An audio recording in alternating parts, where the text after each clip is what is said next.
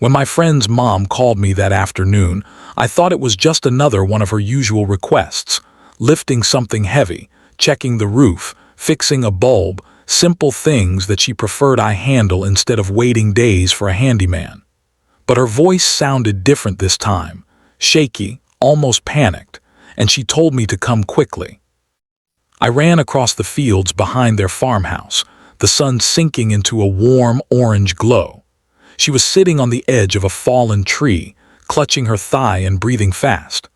I didn't even reach her yet when she looked up at me with wide, frightened eyes and said the words that made the world stop around me. "Sweetheart, I got bitten, a snake on my upper thigh." The color drained from my face. I looked down and saw the small puncture marks, swelling fast. She winced as she tried to pull the fabric of her dress away. "What do I do?" I said, my voice trembling. "You have to suck the poison out, now," she said with urgency, her hand gripping my wrist as if she expected me to run. Everything inside me froze. I wasn't sure if I heard her correctly. Her thigh. That close enough to make me forget how to breathe. But her face wasn't playful or teasing like usual. She was pale, sweating, her breathing uneven. She was scared. And suddenly so was I. I knelt in front of her, my hands shaking as I assessed the wound. The swelling was spreading too quickly, and I remembered enough from first aid classes to know that hesitation wasn't an option. "It's okay," she whispered, seeing the hesitation in my eyes. "I trust you." Those words hit harder than the situation itself. I swallowed hard and leaned closer. She gasped, not from pain, but from the shock of how close I was, but she didn't pull away. My hands gently wrapped around her leg as I lowered my lips to her skin. The warmth of her thigh contrasted sharply with the burning fear in my chest. I sucked, then spit, then sucked again. Each time she let out shaky breaths, her fingers threading through my hair, not in a romantic way, but in desperation, grounding herself against the pain and fear. "You're doing good," she whispered weakly. "Just don't stop." I kept going until the taste changed, until I was sure I had gotten everything I could. When I finally pulled away, my mouth numb and my heart pounding, she collapsed back against the fallen log. Her hand found my shoulder, trembling but sure. "Thank you," she breathed. I helped her to her feet, keeping her steady as we made our way back to the house. Her arm wrapped around my neck, her body leaning heavily against mine. Every step felt like electricity, fear mixing with something else, something we both pretended wasn't there for years. Inside, I laid her carefully on the couch and checked the swelling again. She watched me the whole time, not with fear anymore, but with a softness I had never seen in her eyes. "You saved my life," she said quietly. "You would have done the same for me," I replied. She smiled faintly. "Maybe, but I wouldn't have been nearly as gentle." I looked away, my face heating, but she caught my chin and turned my face back toward hers. "You're shaking," she whispered. I was scared for you." Her thumb brushed my jawline, soft and slow. "I know." For a moment the room felt too small, too quiet, too intimate. Then she whispered, "Can you stay with me tonight, just in case something happens?" "I'm not leaving you alone," I said immediately. "I didn't think you would," she replied, her voice almost a whisper. The hours passed slowly. I sat by her, checking on her, making sure the swelling was going down. At one point she shifted closer, resting her head on my shoulder. "Why are you always so good to me?" she asked softly. "Because you matter," I said before thinking. Her breath caught. "To who?" "To me." Silence. Then she lifted her head, her eyes searching mine in the dim light. "You know," she murmured, her voice barely audible, "you didn't hesitate, not really, not when it mattered." "I was scared," I said. "But you didn't walk away," she touched my hand. "Most people would have." "I'm not most people," I replied. "No," she whispered, "you're not." The way she looked at me made my chest tighten, not like a friend's mom, not like someone older, but like a woman who suddenly saw me differently. She leaned just a bit closer, close enough that I felt her breath, close enough that the air between us turned into something heavy and warm. But then she blinked, as if catching herself, and pulled her hand back. "I'm sorry," she whispered. "I'm not thinking straight." I shook my head. "You're fine, you went through a lot." "You did too," she whispered. The storm outside grew louder, wind rattling the windows. She shivered slightly, and I grabbed a blanket to wrap around her. She held the edge of it, then looked up at me again. "Will you sit closer?" she asked quietly. I did. Too close this time. But she didn't move. She rested her head on my shoulder again, and this time her hand gently held my arm, her thumb tracing small circles on my skin.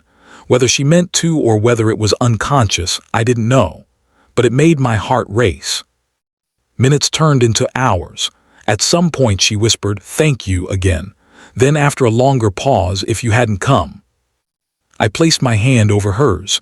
"I'll always come." She looked up at me with an expression I couldn't read, part gratitude, part something deeper. "Don't say things like that unless you mean them," she whispered. "I mean it," I said quietly. Her lips parted slightly, but she didn't respond. Instead, she leaned her forehead against my shoulder, breathing in slowly, as if trying to calm her heart. "You scared me," I whispered. She smiled faintly against my shirt. "You saved me." The night stretched on, but neither of us moved away from the other. And somewhere between fear, adrenaline, and the warmth of shared breaths, something shifted, something unspoken, delicate, and new. When the sun finally rose, she opened her eyes and whispered, her voice still heavy from sleep, "You stayed. I told you I would." She looked at me, her expression soft and filled with a warmth that was impossible to misinterpret. "Good," she whispered, "I wanted you to." And in that quiet morning light, with her hand still holding onto mine, I realized that everything had changed. Maybe long before the snake bite.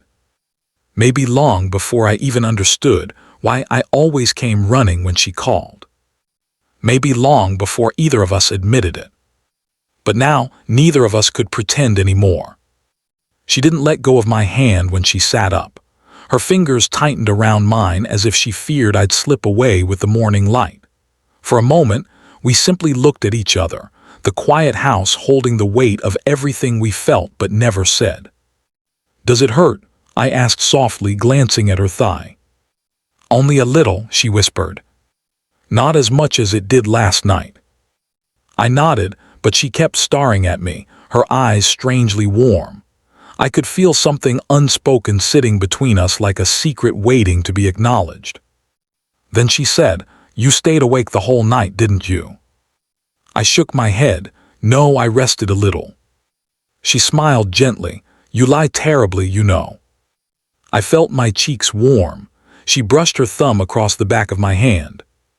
"You must be exhausted." "I'm fine." "You're stubborn," she murmured. "And you're impossible." She laughed, a soft, tired sound, and leaned her head against my shoulder again. The intimacy of it made my chest tighten in a way I couldn't explain. "You know," she whispered, "I never expected someone to care the way you do." I swallowed. Anyone would have helped. "No," she lifted her head, looking at me with a seriousness I wasn't ready for. "Not like you. Not with that kind of fear in your eyes. You were terrified of losing me." I was. "Why?" she whispered. The question hit me hard, and I didn't have an easy answer. Because the truth was too big, too heavy, too complicated to fit into one sentence.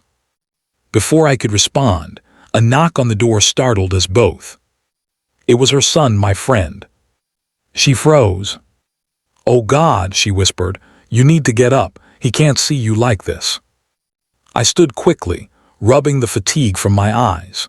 She straightened her hair, pulled the blanket tighter around her, and tried to look like she hadn't just spent the night leaning against me. I opened the door. "Hey," my friend said, glancing past me into the house. Mom wasn't picking up her phone. "Everything okay?" I forced a smile. Yeah, she had a scare last night, a snake bite. His eyes widened. What, are you serious? She's fine now, I said, stepping aside. He rushed in and knelt beside her. She played it carefully, telling him she called me and I helped quickly. She didn't mention where the bite was, how close it was, or what I had to do. She didn't mention how long I stayed or how close we sat or how her head rested on my shoulder until morning. She didn't mention anything that would expose us. But while she reassured him, her eyes kept drifting toward me, soft, warm, real. He stayed for almost an hour, fussing over her, talking about doctors and medicine and first aid kits. When he finally left to buy supplies, silence settled over the room again. She looked at me across the room, her fingers idly brushing the blanket on her lap. That was close, she whispered. I nodded, yeah. Thank you for not saying anything. I'd never put you in a difficult situation, I said quietly. She stared at me again.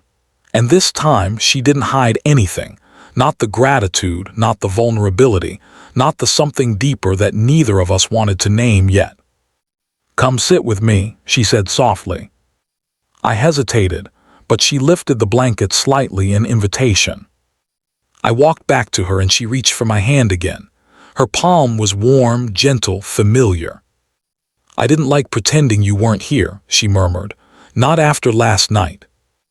I didn't know how to respond. She brushed her fingers across my knuckles.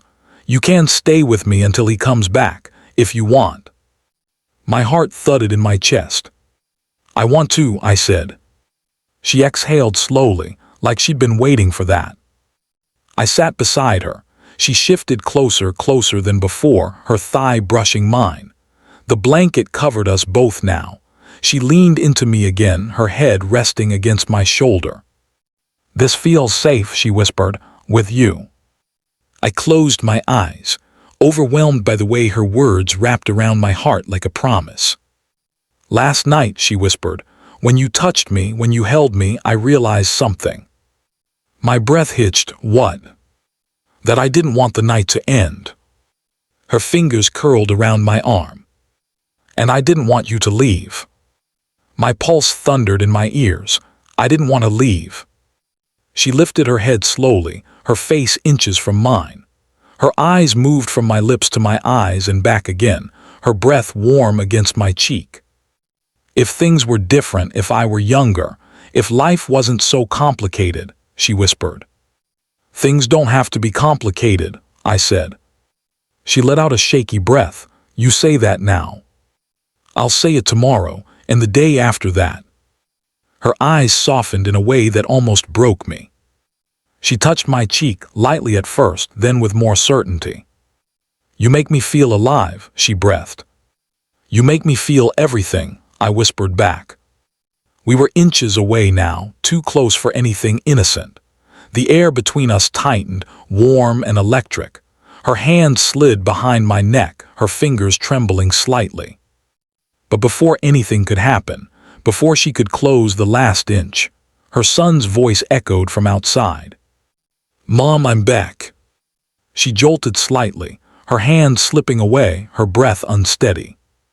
But not before whispering against my cheek. This isn't over. I swallowed hard, I know. We moved apart slowly, reluctantly, and she composed herself again.